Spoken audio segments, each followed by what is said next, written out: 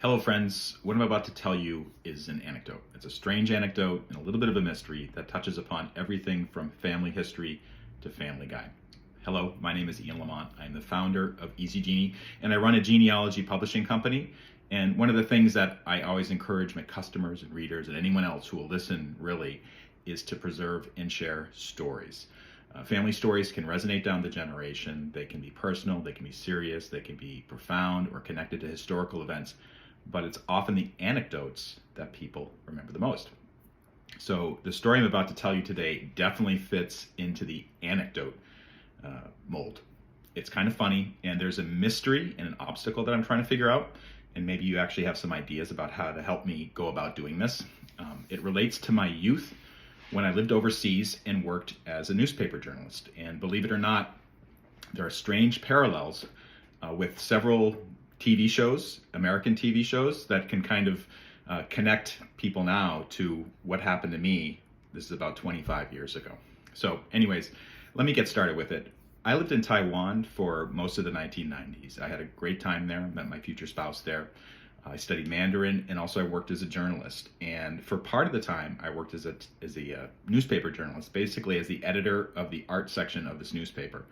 And this gave me great freedom to go out and do all kinds of crazy stories and interesting stories. I didn't get paid a lot, but I always tell people it was one of the best jobs ever, because I just got to really immerse myself in the cultural life of this great city, Taipei, Taiwan, in ways that a lot of people aren't able to do. And I got paid for it, not much, but it was good. So one of the interesting things that happened to me in terms of coming up with story ideas is I starred in a kind of like a special episode of a Taiwanese soap opera.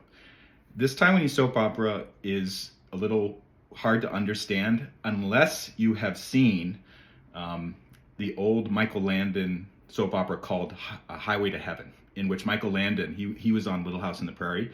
He basically plays this benevolent angel who's trying to help people on earth in order, I think, to get back into heaven or be allowed back, through the gates of heaven. This TV show that I was in, I played in a single episode, was kind of like that, but imagine it if it was more like slapstick humor than something dramatic or serious or profound. And the way that I got into this is my colleague at the newspaper, he said he was walking down the street, and then all of a sudden this minivan screeched to a halt next to where he was walking, and these two people jumped out and says, "Hey, can you speak Mandarin?" And my colleague said, "Yeah, I can speak Mandarin." And basically what they wanted to do is they wanted to recruit him to be in this TV show, a single episode of a TV show, this weird Highway to Heaven-like TV show, and be kind of like a foreign person who comes back to Taiwan to basically connect with his old family. There's a lot more to the story, and I can talk more about that in future episodes. But anyways, my colleague couldn't do it. He was busy doing something else, but he came back into the office that day, and I was there. And he calls out and says, "Hey, anybody want to be on a Taiwanese TV show?" So immediately my ears perked up, and I said, "Okay, what's it all about?" And he told me, gave me a business card for these two producers that kind of came up to him on the street. And I called them up, and they said, "Yeah, come down to the studio tomorrow, and you can be in this TV show. We just need you to read some lines of Mandarin and be in this TV show." So I was in this TV show. I was in this weird Taiwanese, basically a slapstick soap opera that's kind of similar to Highway to Heaven. And I didn't see that. I never saw the TV show, although one of my friends did and thought it was the funniest thing he'd ever seen. But when I grew up and when I returned to the United States, I would tell people, "Oh yeah, one of the weird things I did when I lived overseas was being in this TV show." I don't think people really believed it until one time on Facebook, I actually showed them the script for the TV show. And then also I dug out the article I wrote. I wrote a feature article about this in English in 1998 for the newspaper that I wrote for at the time.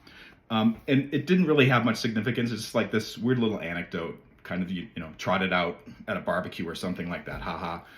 And then my children, as they got older, as a genealogy publisher, and as a genealogist, you always hope that your kids get interested in genealogy as you do. Oftentimes you find out they don't really get into the names and the dates and the research and the genetic tests and all the other stuff that you can do as a genealogist to research your roots, but they do like hearing stories.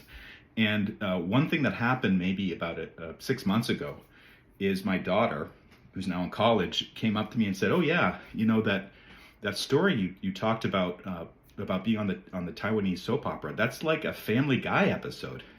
And I was like, "What? Family Guy episode?" And sure enough, there is a Family Guy. I looked it up, and there's a Family Guy episode. And my daughter, by the way, said, "Oh yeah, it's a Quagmire is a star in a Korean soap opera."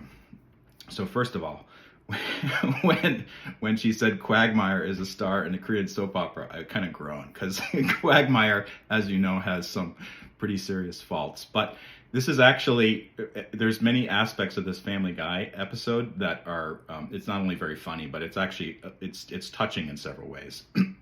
So I watched this Family Guy episode, and indeed, there are some parallels to this Family Guy episode with Quagmire going back to Korea, and this weird episode that I was in at this Taiwanese soap opera where I play like a foreigner, basically a former U.S. serviceman going back to Taiwan 20 years later to reconnect with his family. And Quagmire does something similar in this in his series. Now, there's many more things to tell about this particular episode and the filming and kind of some of the things that I saw, and I'll share that information later on in future videos. But here's the mystery. I've never been able to see this episode of the TV show I was on. I have searched for it on Google using the Mandarin name for it, and I just can't find it. And this is a case, and many genealogists will recognize this, or people that are kind of historians of old media.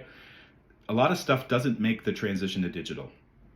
Basically, anything before 2000, there's a strong likelihood, unless it was really well known or really well loved, it just exists on a DVD or on a VHS tape, or maybe even in the studio archives. If it's film, it's even harder to get a hold of, because film just requires special equipment to even view it. VHS and DVD, of course, they do too, but more people have DVD players now than have like a film projector.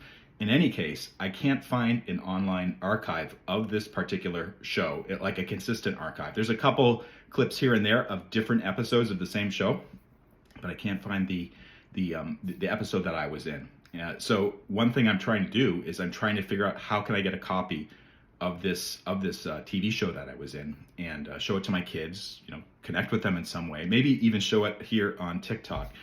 And I'm going back to Taiwan in a couple weeks, and I'm going to do some research on the ground to see if I can find a clue or some way that I can get a hold of this. My dream actually is this TV show was actually basically put on a VHS tape or a DVD and sold in like stores or in night markets or something, and I can get a copy of it. And if I can get a copy of it, then I can convert it to digital and show it to you and show it to my kids and just have a good laugh. But I really would like to get a hold of this thing. That's the mystery that I'm in right now. By the way, for anybody who can speak Mandarin, this TV show is called 神仙一个半, which means angels 1.5. It was on the Taiwanese television station called Huashi, which was operated by the military. And I'm going to get more into the way that the media was set up in the 1990s in Taiwan. But anyways, this is what I'm thinking about now. You can see I do have a copy of the script that I was in. I'm going to share some more information about that later on. But this is like a weird little kind of a related to genealogy, but also related to storytelling. It's a way for me to connect with my kids. But I wanted to share that with you, and hope that you can come along on the journey with me. Anyways, Ian from Easy Genie. I'll talk to you later.